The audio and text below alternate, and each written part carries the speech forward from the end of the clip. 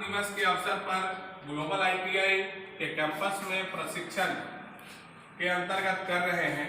और आज का जो क्यूज कंपटीशन हुआ वह भारत के संविधान पर आधारित रहा, यानी कि वैसा कंपटीशन जिसके प्रश्न भारतीय संविधान से जुड़े हुए थे। और हम लोग उम्मीद करते हैं कि यह क्यूज कंपटीशन का जो उद्देश्य था कि आप में एज ए प्रशिक्षणार्थी भारतीय कॉन्स्टिट्यूशन का जानकारी आपको इस क्यूज के माध्यम से दी जा सके, उसमें हम लोग सफल हुए हैं।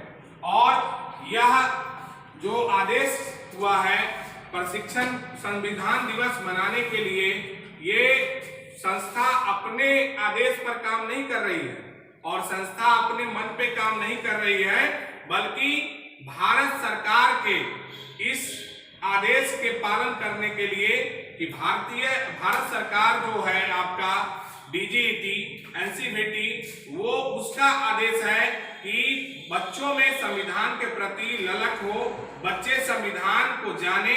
इसके लिए ITI प्रशिक्षणार्थियों को संविधान दिवस के अवसर पर संविधान की विशेषताओं के साथ आपका क्यूज कंपटीशन कार्यक्रम कराया जाए। और हम लोग को बहुत अच्छा लगा कि आप सभी बच्चों ने पार्टिसिपेट किया और आप कॉन्स्टिट्यूशन के बारे में बहुत कुछ जाने हैं। आप लोग बताइए कि इस क्यूज से पहले संविधान को आप जितना जानते थे, ये क्यूज होने के बाद आप संविधान के बारे में कुछ ज्यादा जाने हैं कि नहीं जाने हैं? जाने हैं ना? कुछ चीजें आपको नई नई जानकारी मिली है ना आपको? तो ये जानकारी देने का उद्देश्य गवर्नमेंट का है कि कोई भी लड़का क्यूज कंपटीशन के माध्यम से हम अपने कॉन्स्टिट्यूशन को जान सके। क्योंकि कोई भी देश का आत्मा क्या होता है? कोई भी देश का जो आत्मा होता है वह होता है कॉन्स्टिट्यूशन। और ग्लोबल प्राइवेट ITI इस कॉन्स्टिट्यूशन पर आपके लिए जो क्यूज कंटेस्ट कराई है, इससे आपके इंफॉर्मेशन को सरकार के मदद से आपको तेजी से आपकी बढ़ोतरी होगा।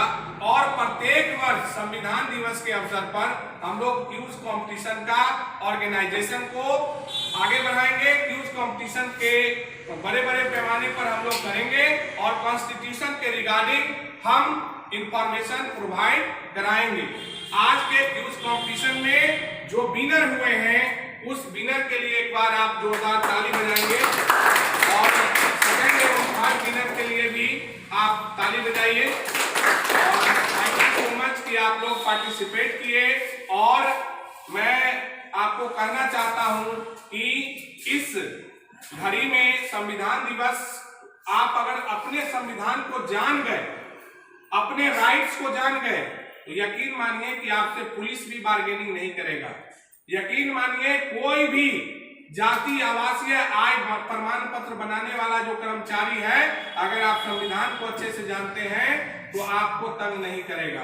कोई भी सरकारी कार्यों में अगर आप संविधान से लीगली बात करते हैं तो आपको कोई भी इंसान तंग नहीं करेगा, क्योंकि उसको पता होगा कि अगला आदमी इंडियन कॉन्स्टिट्यूशन को जानता है। जैसे कि आप कहीं पे जाते हैं और कोई काम करवाने के लिए आपसे कोई करप्शन चार्ज मांगा जाता है, परंतु अगर आपको कॉन्स्टिट्यूशनल इंफॉर्मेशन अगर है तो आप उस करप्शन चार्जेस को, आपको लगता है कि यही व्यक्ति मेरा काम कर दिया है, परंतु ऐसी बात नहीं है। वो व्यक्ति सरकार का नौकर है और सरकार का नौकरी करता है और उसके बदले उसको सरकार पैसा देती है। और वो पैसा कौन भरता है? वो पैसा आप लोग भरते हैं। आप लोग सरफ से लेकर साबुन तक जो खरीदते हैं, बिहार सरकार और भारत सरकार के लिए पेट्रोल से लेकर के पानी तक जो खरीद रहे हैं, उसमें टैक्सेशन है। और उस टैक्सेशन से आप अपने देश के विकास में जाने अनजाने भागीदार हैं। और जैसे आप कपड़ा पहन रहे हैं तो कपड़े पर क्या है? टैक्स है। आप कोई सर्विस ले रहे हैं, कोई सेवा ले रहे हैं, गाड़ी पे चल रहे हैं, गाड़ी पे क्या है? टैक्स है। और ये टैक्स के पैसों से देश का क्या होता है? विकास होता है। तो यानी कि आपका जो देश चल रहा है वह आपके द्वारा दिए गए पैसों से चल रहा है। यानी कि वो जो बाबू है, वह जो अधिकारी है, वह अधिकारी आपका नौकर है, न कि आप उसके नौकर हैं। इस बात को समझने की जरूरत है।